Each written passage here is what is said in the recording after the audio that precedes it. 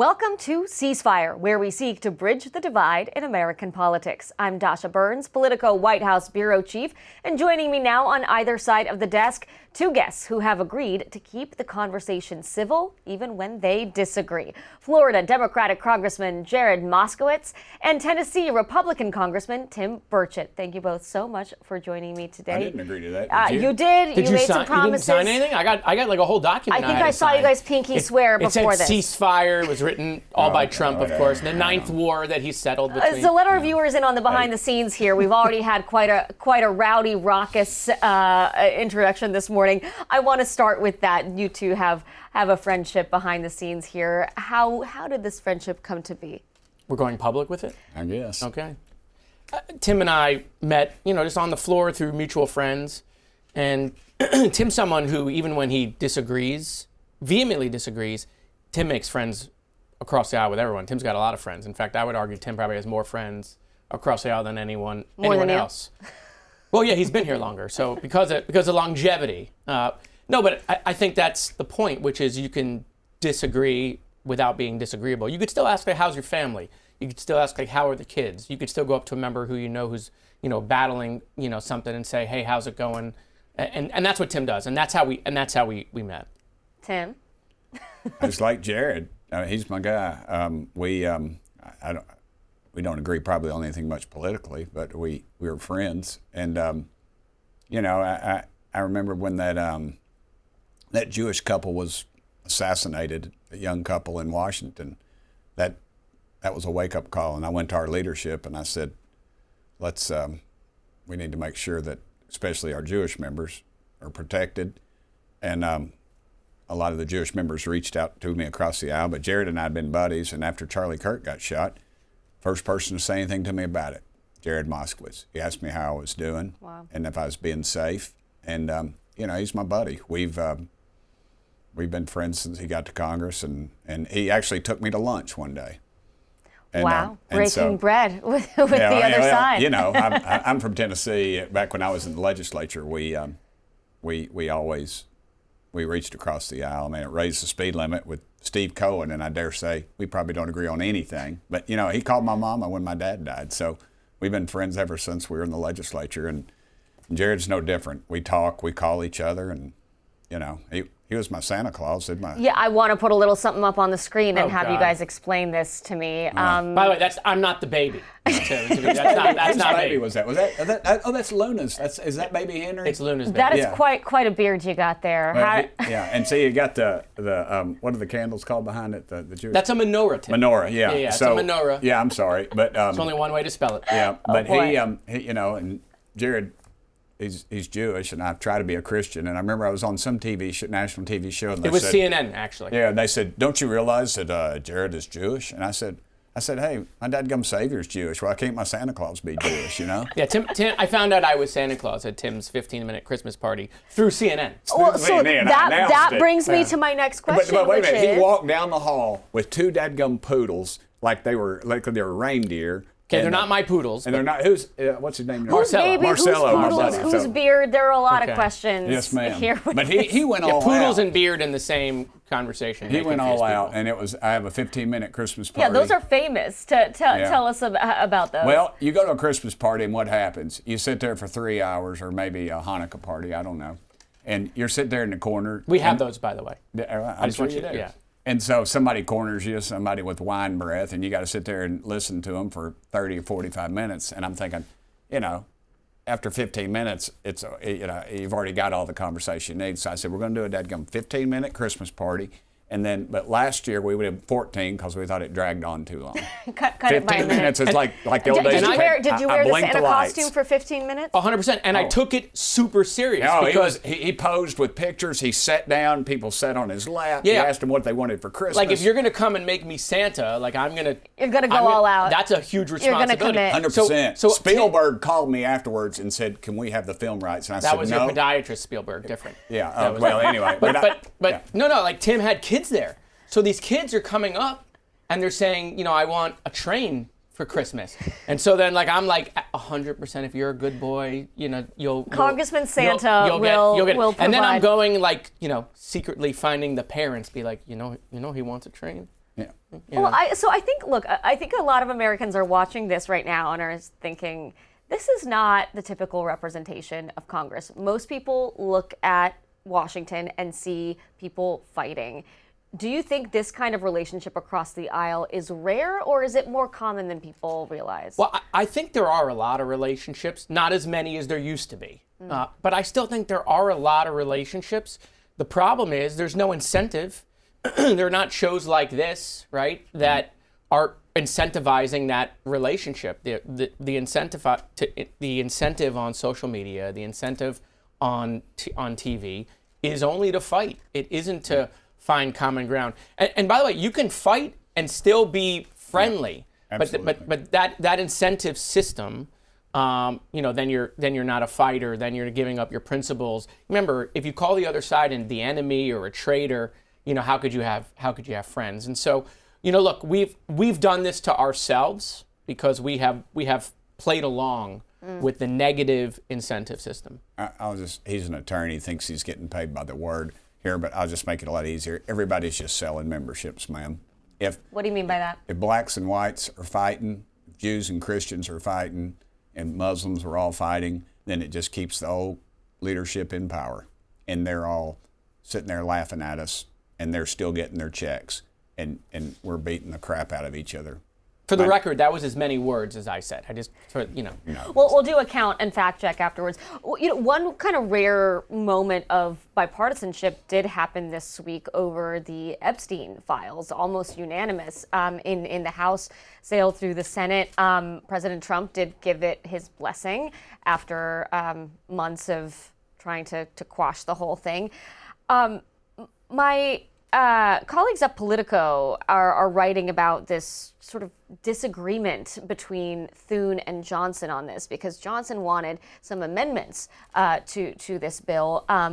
But Thune said Tuesday evening that while he talked with the Speaker about the bill, he and the Senate GOP counsel decided the legislation was sufficient. Here is Thune earlier this week. Any reaction to Leader Thune seeing the bill without adding amendments or changing it? I'm deeply disappointed in this outcome. I think I've been at the state dinner. I don't know. I was just told that Chuck Schumer rushed it to the floor and put it out there preemptively. It needed amendments. I just spoke to the president about that. We'll see what happens. That was Speaker Johnson there, of course. Why this reaction from Johnson, do you think? He's a constitutional lawyer, and they don't always speak the common man's language, and I'm the common man. And I think we've had plenty of time to deal with this, and the time to deal with it was before yesterday. And now where we're at, it needs to get to the president, and they need to release the files. Do you think the Speaker mishandled this? I think the Speaker did it as he is constitutionally bound to do. As I said, he's a constitutional attorney. And again, attorneys tend to explain things a little bit too much. And I think that's what's happened here. And I think we're where we need to be on it, though. The conclusion is there, and America needs to see what's in those files. Some lawmakers are concerned that the files aren't actually going to be released. I want you to take a listen to Senator Coons.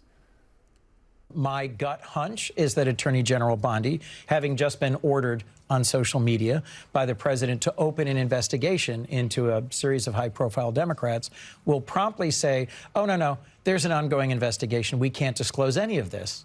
And the president will back that up. Do you agree?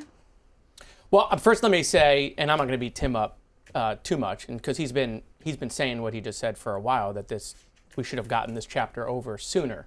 Let's reverse for a second, right? We started with handing out the binders, to Republican influencers, phase one that Pam Bondi did. Then it was the list is on my desk. Then DOJ said there is no list. And then, the president came out and said it was a hoax, went after his own base on that, had a split in MAGA. Remember the people he appointed to the FBI, both Bongino and Patel, were people who were talking about the Epstein files in the lead up to the election. And MAGA is the one who brought this to the forefront. We should say that. They were the ones pounding the table. Is there no bigger example of the deep state other than this Epstein thing? And so, look, they mishandled it. I mean, the speaker said this is not a reversal. He's reversed, okay, when he got approval from the president. Republicans should have gotten this over with sooner. I think the fact that they dragged it out brought more attention to it. People started asking why. When you drag things out like this in Washington, people smell a cover-up. And so I think Leader Thune actually did the right thing. The idea that Johnson wants us to bounce back and forth the chambers like we're negotiating some complicated piece of legislation, I think Thune did it right. It came over, get it out, get it done, get it to the president, release the files, get this out to the American people, get this out to the, justice for the victims, and that way we can move forward here in Washington. What do you think about what your friend is saying here about sort of the months-long saga? Anytime that you this is delay, turning into? the public perceives it to be a cover-up. Case in point, John F. Kennedy assassination. I'm 61 years old. It happened before I was born. We had a hearing a couple of weeks ago, a few weeks back, I should say, and information came out that solidified the point that there were two shooters, and yet no one covered it. 62 years later, and that's exactly. Anytime you delay, there is a cover-up, and that's and perceived or not. There's been a pretty public breakup between the president and some members of Congress over Epstein and her name is Marjorie. Her name is Marjorie Taylor Greene. Can say it. Yeah, okay. Congresswoman Marjorie Taylor Greene. Take a listen to what she had to say earlier this week. I was called a traitor by a man that I fought for 6 years for. And I gave him my loyalty for free. I won my first election without his endorsement, beating 8 men in a primary. And I've never owed him anything, but I fought for him for the policies and for America first. And he called me a traitor for standing with these women and refusing to take my name off the discharge petition. Let me tell you what a traitor is. A traitor is an American that serves foreign countries and themselves. A patriot is an American that serves the United States of America and Americans like the women standing behind me. Congressman Burchett, what do you think about this breakup? What's going on here? You see that a lot in politics. You also see people kiss and make up. I don't know that those two will ever. But Marjorie, she's been an independent person since she got here, and President Trump obviously speaks his mind, and they're in a complete disagreement right now. And is this about Epstein, or is there something broader about this relationship that's this more town is representative? is never about what's current. Right. So what do you think is this about? It's a personality difference that's come a long way. She's upset about the perceived control of Israel. She's up in Trump's embracing of Israel, and she's upset over several other things. But again, she's independent. I mean, do you think it's important to have people like MTG speaking out and speaking their opinions? I'm a big believer in the First Amendment until you say something I don't like, ma'am. And then I think we need to readdress it. No. Yeah, she can do whatever she wants to. She's independent. She has to stand. That's the thing people don't understand in this business. I hear people say, we need to get somebody up there and beat AOC. Well, dadgummit, you're not going to beat her up there, and she's not going to come down here and come down to Knoxville or East Tennessee and beat me. It's just people elect people for their abilities and their beliefs, and if they don't like them, then they send them to the retirement line. Congressman Moskowitz, what do you think is going on? Well, I mean, I'll just take the president at his word. She wanted an endorsement for Senate, to run for Senate in Georgia. The president refused to endorse her because her poll numbers are abysmal, because she's the most divisive person in Congress, right? She is one of those people who's been lighting the flame of division and partisanship. She called for a national divorce, a civil war, right? And now she's like, oh, how are things so bitter? I mean, when I hear her, like, she's shocked that things have gotten so partisan. It's like Jeffrey Dahmer telling people to be a vegetarian. Okay, like at the end of the day, she's a big part of why we are. She did apologize. Where we are. Well, apology accepted, but the damage, the damage that she has caused is significant. And Was she acting then, or is she acting now?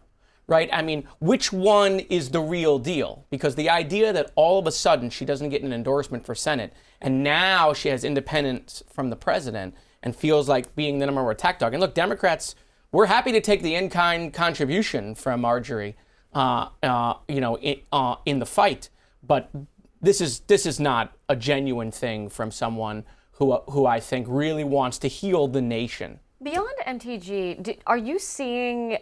Because I feel like I'm witnessing this as I'm following, both the MAGA sort of online ecosystem, but also, some of the voters that I met on the campaign trail that I'm talking to.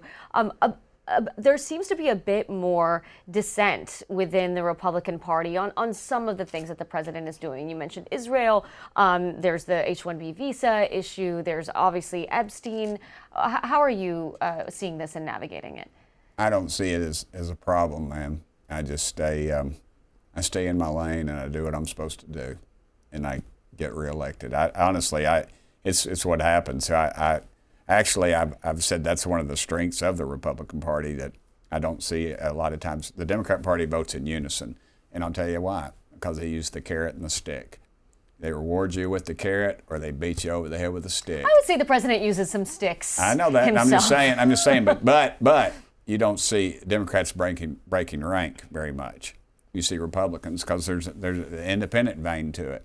Let's talk about foreign policy, which is an area that the president has spent a lot of time on this week.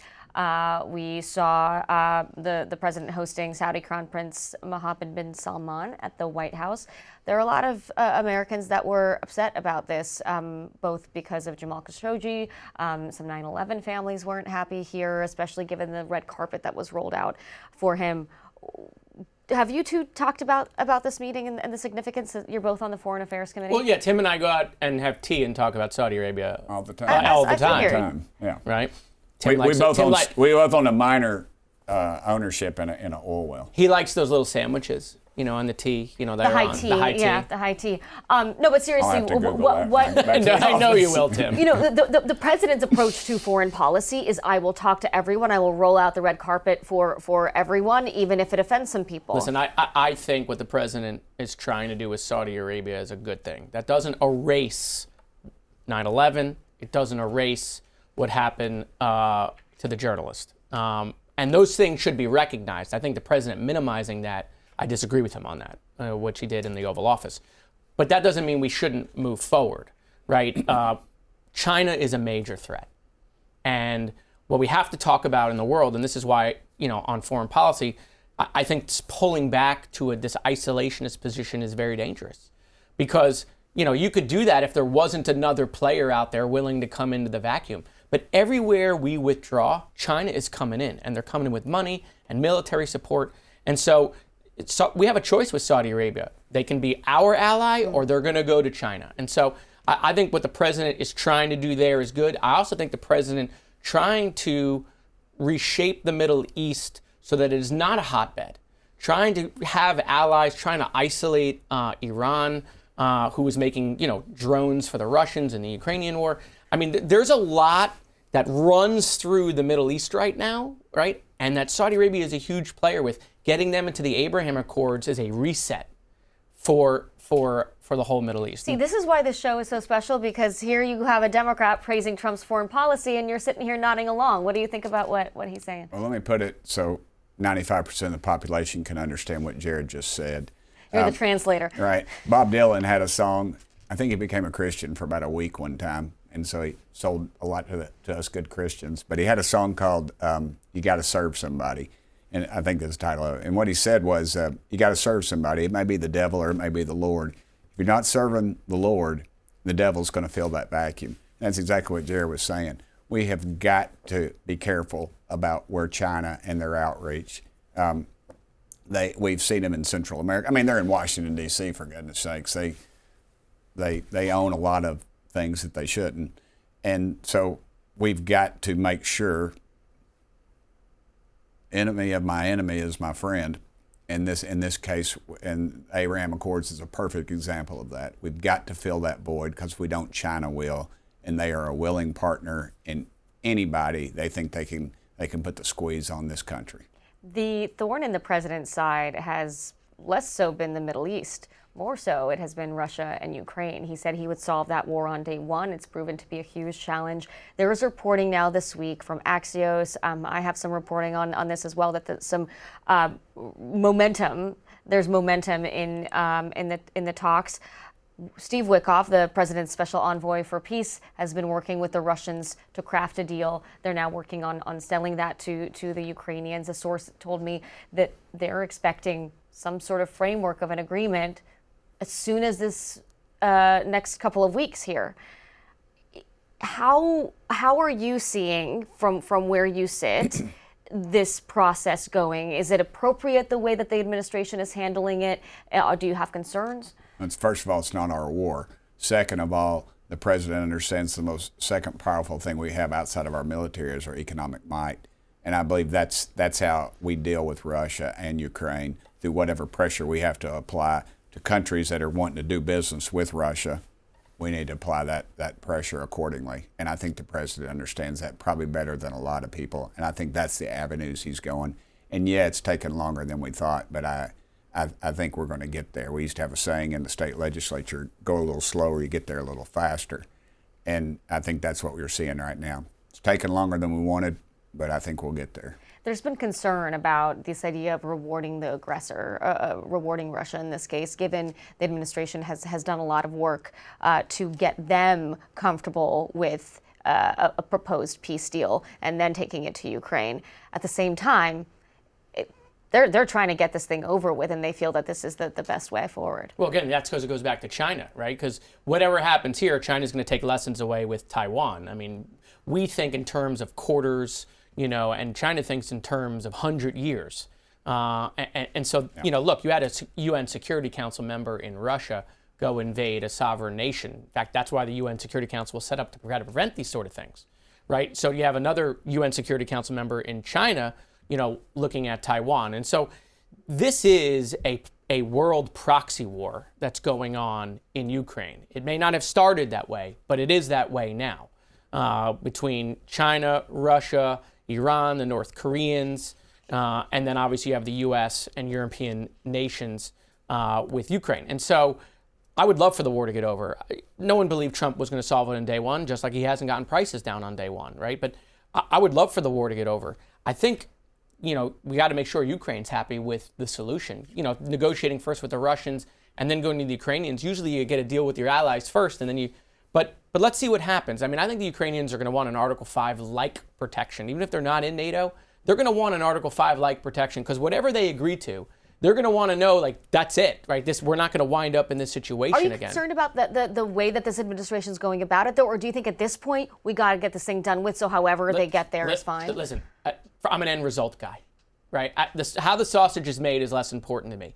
If Ukraine agrees and Russia agrees, how we got there, to me, is less important. And Trump does stuff, in ways that, are not the typical way you do it. But some of the results of that, right, have been good. No one thought, going back to the Abraham Accords, no one thought the way to solve the Middle East would be through economic partnerships. That was never tried before. And as it turned out, that was the avenue. And so, listen, I'm a complete supporter of the Ukrainian people. I have voted for all the Ukrainian supplements that have come through Congress. Most of that money comes back to the United States anyways, because they're buying our weapons. But getting the war to an end would be good for the world. It would be good for the Ukrainian people, and it would be good for the United States, so long as this is a deal that the Ukrainian people accept. There has been some frustration among Republicans, though, that the president has been spending too much time on foreign policy and not enough time on domestic issues like cost of living, like health care, the stuff that, arguably helped Democrats win with such large margins in this past off-year election. What's your take on that? I don't buy that. He doesn't sleep. He'll call you at 4 o'clock in the morning. He'll see me on something and I'll get a message. I just don't buy that. That's why there's a telephone. Anywhere he's at, he's on the golf course, whatever, he's got somebody's ear, somebody's got his ear. I just don't buy that argument. That's what, we said the same thing about Biden laying on the beach, underneath an umbrella. There's somebody there all the time. They're talking about world issues, what's going on.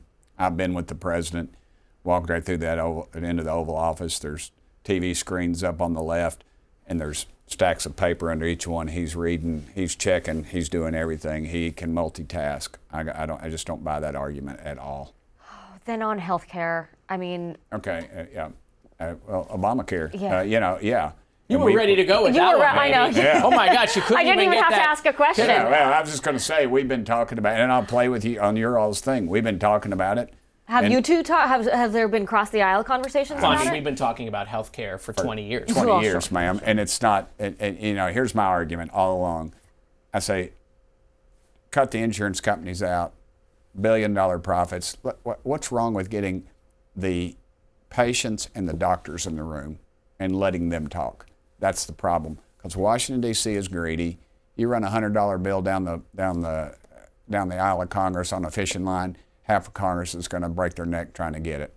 What do you think? Is there hope for bipartisan agreement? Well, on back some on the changes? economy real quick. Let me say what's weird is Trump is trying to do what we did that failed, which was we were telling everyone the economy was great, Bidenomics, the stock market. We were telling people that, and there's no partisanship at the grocery store. They were going in and they were seeing prices at the grocery store up. Their rent one of the biggest problems for Biden. Their rent was up. And so they weren't buying what we were telling them, right? And if you look at the polling, still the only group that thinks the economy is going in the right direction are people that are heavily invested in the stock market. And so Trump's out there telling everybody prices are low, this is low, and look, gas is lower. He's right on that. In Tennessee, it's incredibly low. Yeah, gas is lower. But in all the other food, rent, cost of living, power, all up. And so telling people it's lower doesn't work. We tried that, it failed. And so if people don't get relief, Republicans will see that at the ballot box. On health care, what I would say is, I'm not saying Democrats have all the ideas, right? And that we know how to solve the problem. But I will say to my colleagues across the aisle, they have not put forward a plan in 2 decades, right? And I want to talk about that too. We've got, Gary Palmer out of Alabama's got a plan. The president put something forward. The problem is, I think it's still in drafts, Tim. I'm not arguing with you on that. I agree with you, because Washington is gutless, ma'am. The K Street lobbyists come waving the dollars, both parties. It's right back in the sewer. It's not the swamp, it's the sewer. And that's the problem. But I don't think we're going to get a deal on the subsidies. I think we're going to get through December, we're going to go to Christmas, and I don't think you're going to see a deal on subsidies. What's that going to mean for the American people? The COVID subsidies, yeah. Well, look, in my district, I got 125,000 people on ACA. Florida is one of the largest states for the ACA. So for those 125,000 people, whether you like the subsidies, you don't like the subsidies, for those people, their insurance is going up. What's it going to mean for people in Tennessee? It could go up again, but that makes the case that we need to go back to the table. We need to fix it, and we need a plan. And I'm tired of hearing leadership in both parties say, we don't have a plan. Everything goes in committee. Ma'am, the committee system is crooked, okay? Let me explain something really fast, and this is why. By the way, Tim and I are friends because he's an optimist. Yeah, and I'm not. That's all very positive here. And I'm not suicidal. I don't stand near cliffs, and if you find me the 14 bullet holes in the back of my head, I did not commit suicide. But the committee system is crooked, and the way it's crooked is, you can look at every bill that's passed, Democrats or Republicans, it's always has a glowing name, feed the hungry children or whatever. But then you look, it's a study committee. It's always a study committee. So what happens? Some bright-eyed legislator comes in and says, I want to pass this bill. I want to change the system. And probably a good piece of legislation, possibly. The staffer that's assigned to it, and committees have up to 50 staffers, okay, or maybe more.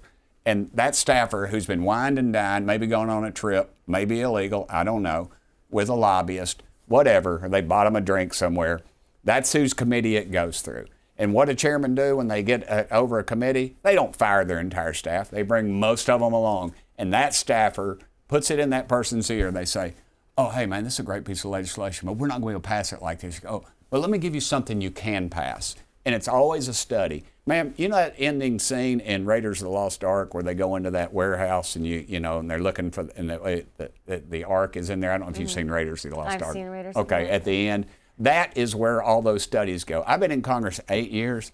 I've never seen a dadgum study. But every legislative day we pass something, it's always if you read deep enough, it's a study. Because we're not passing anything because the K Street lobbyists own this town. Democrats and Republicans. Yeah, you said just this week. So you got me worked that this up. Place, Sorry, I know you Moskowitz. got worked up. You said just earlier this week, you said this place is crooked as a dog's leg when you were talking about a bipartisan group of lawmakers discussing a bill that would ban members of Congress from engaging in insider trading. Yeah, and everybody wants to knock Pelosi. Yeah, I mean, she's made, what is it, an incredible return on her investments, obviously, but she's like number 11 in the top 10. This seems like a rule that people should get on you know, board that's with. that's right. It seems like maybe Congress would do what's right, but they're not going to. Why not? Because they're greedy, and you all let us do it. 12% of the population goes to the dadgum polls, and they get reelected every dadgum time. It's crooked. Go to the Unusual Wells website, read the top 100. I'm not in it. I think we're doing some insider trading. I think some people have some genuine knowledge and grasp of the economic system. Case in point, Jared Moskowitz. He was successful before he got to Congress. But these guys get in Congress, not worth anything, and they leave worth multi-million dollars. Man, we're briefed on stuff before you get it. We have people's ears. People are doing 600-700 trades a year. That's not right. Do you agree that this should be a common sense piece of legislation? So I'm on the legislation, right? I currently have a stock portfolio. My stock portfolio is managed by an outside company. They make trades, but I'm happy to comply, right? So like in the event this is where the House is going to go, if the Speaker puts it on the floor, I will vote for it and I will divest that of all of my stocks. But ma'am, it's not going to happen, and I'm going to tell you, it will. Do you think he's right? You think it's not going to happen? I think Tim's right. The idea of us getting this past the House, the Senate, and to the president. Now, I will agree with Tim that it's not going to happen, but I'll agree for a broader reason, which he said, which is we just don't pass anything. So this is just another thing that gets cogged in the wheel, right? That we are no longer the greatest legislative body in America. I mean, we're a wonderful communications body. Yeah. Right? I don't even know about that at the moment, but Hey, I I communicate don't know. pretty well. Tim does, I think, pretty well on communications. I mean, he's not holding back how he feels. Well, that's true. I don't. But the bill will go to, if it passes, ma'am, it'll be some glowing piece of legislation. Go to the Senate, and guess what?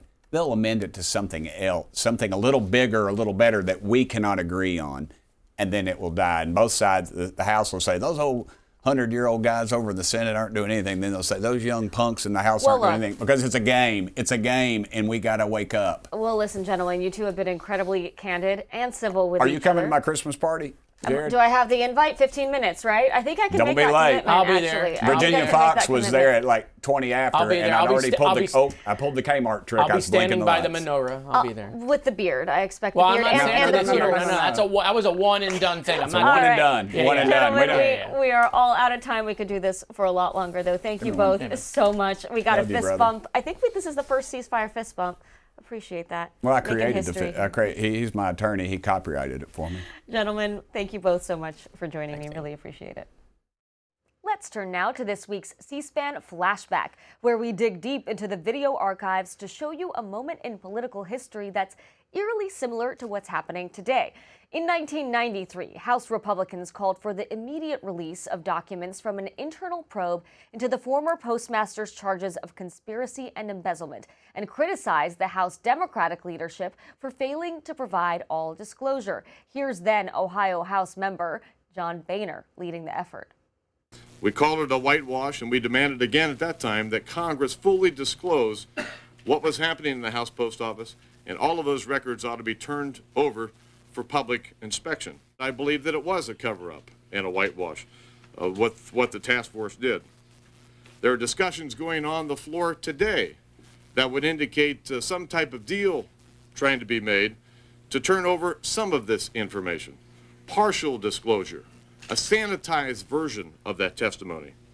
And we stand here today and say, no, it's time to tell the American people the whole truth, all of the truth, warts and all. The House can't endure another House bank episode. Our version of Chinese water torture. Drip, drip, drip. Partial disclosure, a little more disclosure, a little more disclosure. An episode that went on for over 9 months, when in fact it could have been handled in 1 week if Congress would have been willing to lay the cards on the table for the American people. Sound a little familiar? In the days following, the congressional postmaster pled guilty to 3 criminal charges, and the House ultimately voted 399 to 2 to make the congressional investigation records public. To discuss the Epstein vote and other top political news of this week, we've got two political pros from both sides of the aisle joining us. Democratic strategist Mo Elleithee and Republican strategist Marc Lotter. Thank you both so much for joining me. And just a reminder, I know you've both done the sort of surrogate version of this. Today you are strategists, wearing that hat, trying to help us and our viewers understand why each of your parties is approaching the politics of today in the way that they are. So we just heard from Boehner there. A little deja vu, maybe, Mark? A little bit of deja vu, yes. To see the later speaker, there with that dark hair. Yeah. What a head of hair. Well, look, the big headline of the week, the House and Senate voted to release the Epstein files. The president signed that bill after months of campaigning by Democrats and some Republicans.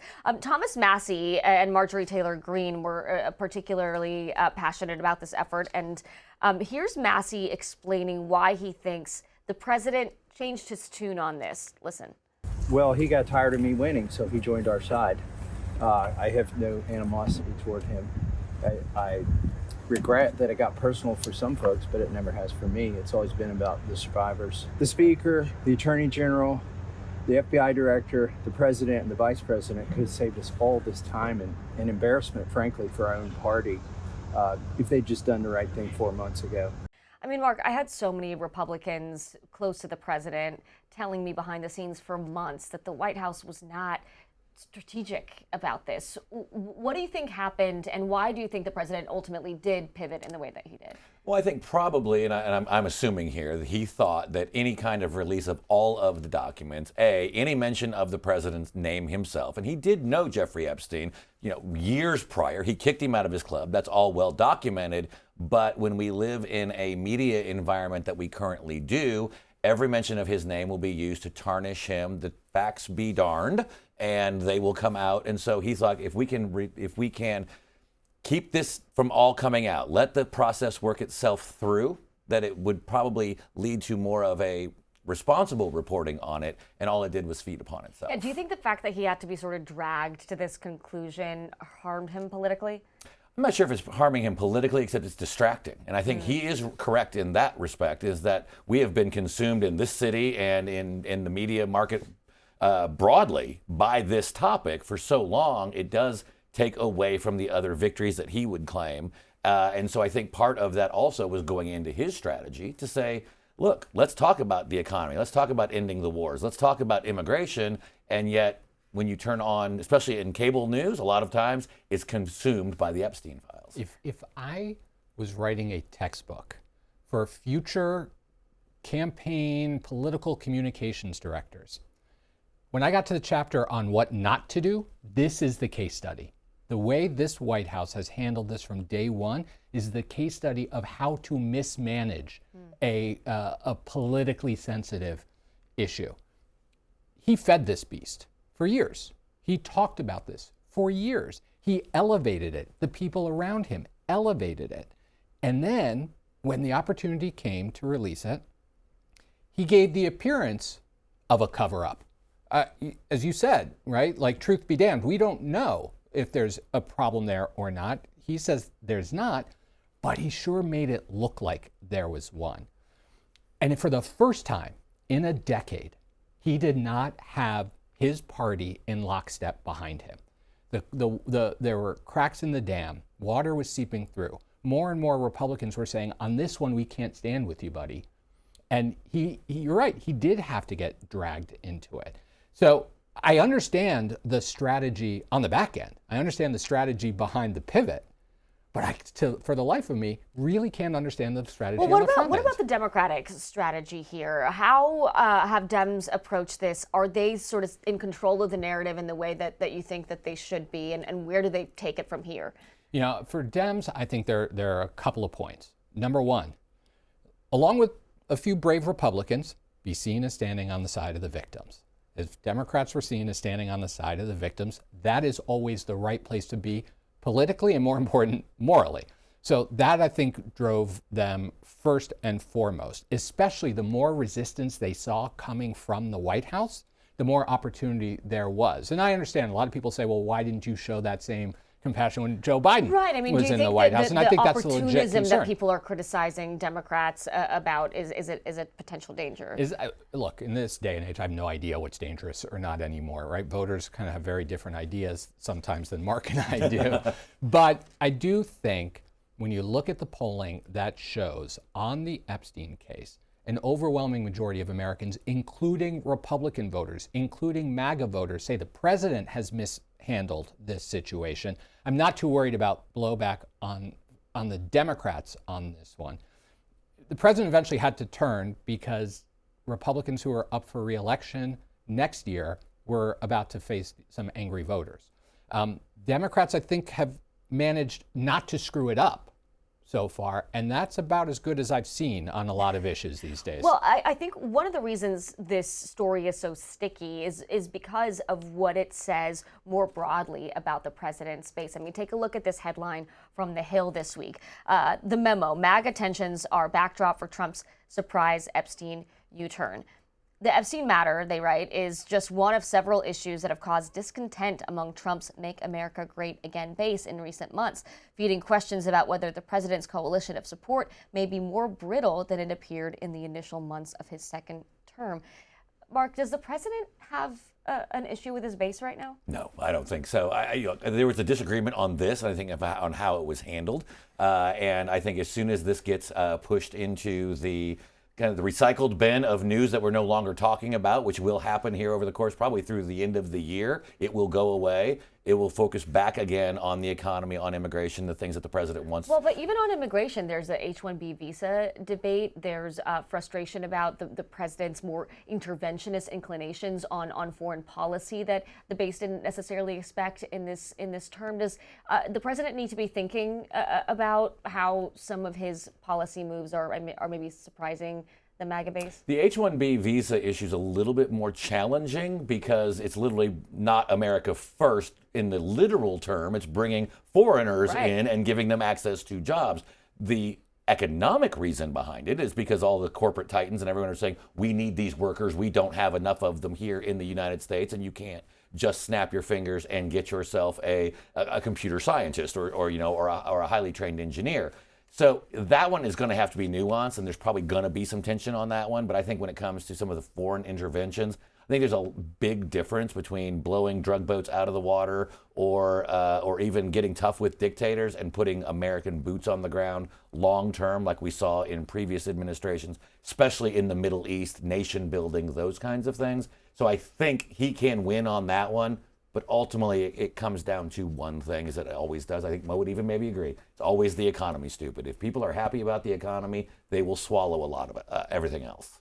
But his problem is, and where Democrats have a huge opportunity politically, is people are not happy right now with the state of the economy. For the first time since he first came down the escalator, 10 and a half years ago, for the first time, his job approval numbers on the economy are upside down. Even when he lost re-election in 2020, and his overall job approval was net negative, not on the economy. For the first time, it is. People think life is too expensive. And that's where things like he's been distracting himself. He's been distracting himself from a message that was a core reason he won re-election in 2024. It's because people believed that he would do something to make their lives less expensive. They're not. He's not right now. And so Democrats have a real opportunity. You want to talk about Epstein? Great. Why is he focusing on protecting the rich and the powerful rather than bringing your costs down? You want to talk about Venezuela? Great. Let's talk about Venezuela. Why is he going and picking this fight over there when he said he wasn't going to, instead of bringing down the cost? Do you think Democrats are delivering that message well Not enough, as effectively as I hope they will heading into the midterms. And one thing we shouldn't forget, and I don't disagree with you, Mo, is that Republicans have an inherent advantage on all economic messaging at almost all times. Except cost of living. Except for, since the days of Clinton, the Republican Party is generally viewed more positively on handling economic issues. So he has that built-in base. I think when you start to see things like the stock market, gas prices will come down eventually. He has time to flip this around. I remember the economic messaging and polling was not good in December of 2017 before the Tax Cuts and Jobs Act was passed. And then next thing you know, it's passed, tax cuts come, and we're off to the races on the economy. So he's got some leeway there. Right, and on but the messaging, he needs to focus on it. On the messaging front, I interviewed his Deputy Chief of Staff, James Blair, a couple of weeks ago after that election that showed these big margins for Democrats, largely because of the affordability issue. And he told me, look, you are going to see the president start to really hammer cost of living and affordability. And he has, just about every public appearance he's had since then, managed to inject that messaging in. I want you to take a listen at his speech at the McDonald's Impact Summit. The word is affordable, and affordable should be our word, not theirs, because the Democrats got up and talk affordability, and they don't say that they had the worst inflation in history, the highest energy prices in history. Everything was the worst. What they're great at is lying. They say affordability. This stuff was all much more expensive.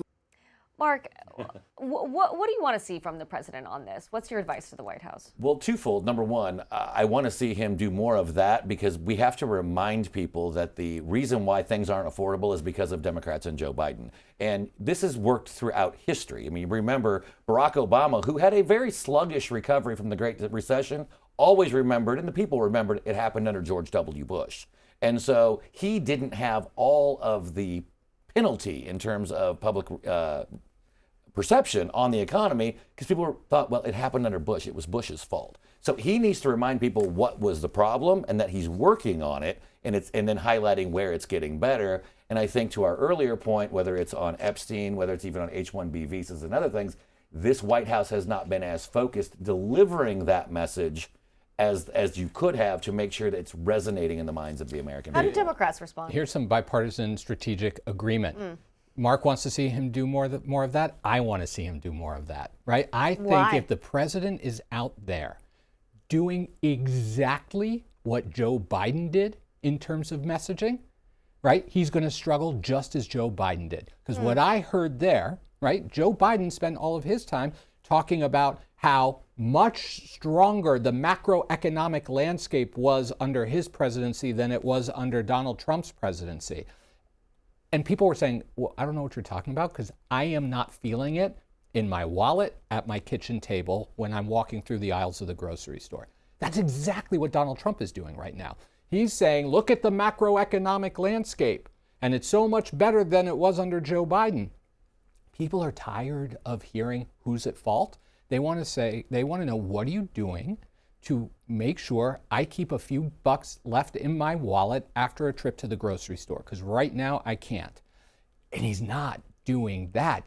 When he says affordability is a hoax, when he says that what people are feeling isn't real, Democrats have a huge, huge opportunity if they know how to seize it. And that's the part that I always get nervous about. What do you think about that? I don't disagree with him in part of that, although I do think one of the reasons why it didn't work with Joe Biden when he was doing it was because people remembered COVID. And they were blaming COVID for a lot of the temporary problems. I would say to the president, to my friends at the White House, if you want to do one thing to shift the numbers more than anything other, get gasoline back below $2.50 a gallon on average nationally.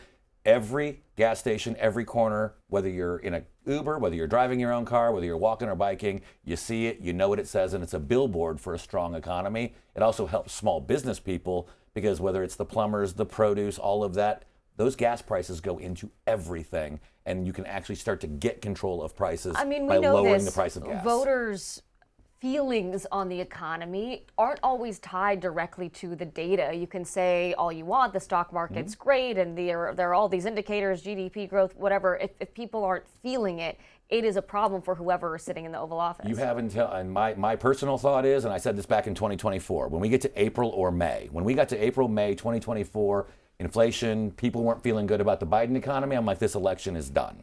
And so if they're able to start to change that perception by April or May of next year, then it will show up in the polls in the midterms for Republicans. Yeah. If they don't, then it's going to be big for Democrats. We'll see, right? Because we just saw the first test case in the off-year elections of 2025, where you had three very different candidates, right? Mamdani, who's far left, Spanberger and Sherrill, who are more center left, all three focused like a laser on the issue of affordability. Different policy solutions, but they focused on the issue. and drowned out all the other noise. And no matter what their Republican opponents threw at them, the Democrats won, and won by bigger margins than people expected. People do vote on whether or not they feel like their lives are easier or not. Where I think Democrats have another opportunity on this issue is, I'm a little surprised that Donald Trump, who does such a good job typically of connecting with sort of the average person, particularly, you know, in the parts of the country that he does well in. And I think back to, was it a week or two ago, when he floated this idea of 50-year mortgages instead of 30-year mortgages, and saying, what's the big deal? Most people, it's going to bring down their costs. Huge backlash to that. Right, huge backlash to it, because what he didn't talk about was how everyone's interest payments were going to double. Doing that at the same time, Democrats are pushing hard on trying to prevent insurance rates from doubling. And on that same day, he's giving another journalist a tour of all the gold that he's put up in the Oval Office, right? Like, the imagery just screamed elitist versus being deaf to sort of what the average person feels. But again, are Democrats effective enough at connecting those dots for voters? And so far, I think the three who just won elections were effective. I'm not seeing it with the same discipline coming out of Capitol Hill yet. They're about to ramp up their campaigns. And so in between now and March is when we'll see how effective they are. I do want to briefly talk about foreign policy, because the president has been so involved around the world. One of the hot topics right now is Venezuela. You mentioned it earlier, Mark. I want you to take a listen to President Trump this week about what he's considering there. You suggested you've made a decision about what you want to do next to Venezuela. I understand you don't want to tip your hand, but is there anything you're ready to rule out at this point? Are you ruling out U.S. troops on the ground? No, I don't rule out that. I don't rule out anything. We just have to take care of Venezuela. You suggested Maduro wants to talk. Are you prepared to speak with him directly? Would you commit to doing that before you order strikes? Yeah, I probably would talk to him. Yeah, I talk to everybody. The idea of U.S. boots on the ground, Mark, is that a risky path for the president to go down politically with the base? Well, not removing it from the negotiating table is not a threat to the base. I think they understand what he's doing. He's negotiating. He's not taking anything off the table. Actually deploying boots on the ground, I think, would be a different story, because the America First principles, it's not America alone, but there has to be an American interest in it. Stopping drugs, stopping drug cartels, or even immigration, I don't think would be enough to justify it. It's one thing to send some B-2s in there or send the stealth in there and to take certain actions. I think it's a different thing to put actual boots on the ground. And I think the president knows that. But right now he's trying to put maximum pressure on Maduro to either come to the table and negotiate, or so he knows that we know where you live and your time in power is at our discretion. Mo, where are Democrats on this? Where I hope they are politically is pushing back hard on the notion of boots on the ground, because nobody wants that. The MAGA base doesn't want it. The Democratic base doesn't want it. So pushing back hard on that. But again, I want to hear every Democrat, no matter what issue we're talking about, bring it back to the cost of living. And when the president is threatening and doing this and blowing up boats in the water, regardless of whether or not there are bad guys on it, right? I mean, we've seen now, there's evidence of people who were innocent, fishermen, who were killed in some of these, in some of this military action, and the president not sharing any information about it while not focusing on reducing the cost of living. There's the connection Democrats need to keep coming back to politically heading into the midterms. I mean, I do think one of the more effective Republican talking points I've heard about this is tying it back to the fentanyl crisis and kids, American kids, and just people across this country in rural areas and urban areas dying from this really awful drug, this disease. Are Republicans talking about that aspect of Venezuela enough? Probably not enough. I think they are talking about it. I think it's widely known that's what he's doing. And look, this is not the first time we've done it. I remember, I'm old enough, you are too, Mo, to remember when Reagan invaded Panama and took out Manuel Noriega because he was a drug lord. He now was sitting in a prison in the U.S. So we've done these kinds of things in the past. I think we have to continue to focus on the drug cartels, but also remember that Venezuela is a huge driver of illegal immigration in our country, whether it's Venezuelans themselves or people fleeing the region because of everything that's going on. And so I think he's got two areas where he's very strong, very trusted by the American people. Make the case to continue doing this while you try to find a way to get Venezuela back on the right path. And you could even go as far, if you wanted to, tie it to the economy. Venezuela is a massive oil producer. And if we could bring that oil back into a good global environment and not being sanctioned, again, lowering energy prices, lowering costs. Except that sounds a lot like some of the rationale when we went into Iraq, right? Particularly on the oil thing. And that was not a popular position politically. If he wants to make that immigration case, his numbers have been slipping. They're not as strong as they were when he first took office on immigration. Are people really willing to put American boots on the ground when it comes to immigration? Because the weakest of those arguments, in reality, is the drug one, because so little of the illegal drugs that are coming into America pass through Venezuela. They're coming in from Mexico, they're coming in from other places that we're not threatening to invade. So that's where I think it gets a little muddled. Too muddled for a political campaign argument, though. Correct. Gentlemen, thank you so much for joining me, for digging through this really wild week in the news, as all of them tend to be now. All right, Democratic strategist Mo Elleithee and Marc Lotter, host of Wake Up America on Newsmax, Republican strategist. Both of you, thank you so much. Thank you. Thanks. And we'll close this week's program with our ceasefire moment of the week, highlighting what's possible when politicians come together as Americans, not just partisans. A food drive in Montgomery County, Ohio, is bringing people from across the aisle together to help Americans in time for the holiday season. Take a look.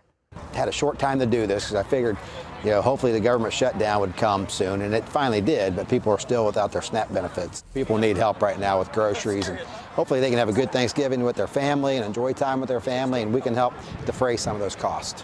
Food is going to the AFL-CIO food pantry, helping working class folks and those folks who work really hard in our community. We're spending so much time and so much energy fighting with each other. We're not spending any time and energy talking to each other and figuring out how we can come up with solutions. We're all Ohioans, we're all Daytonians, we're all Americans. So, let's pull our assets, our resources together, challenge each other for some positive outcomes.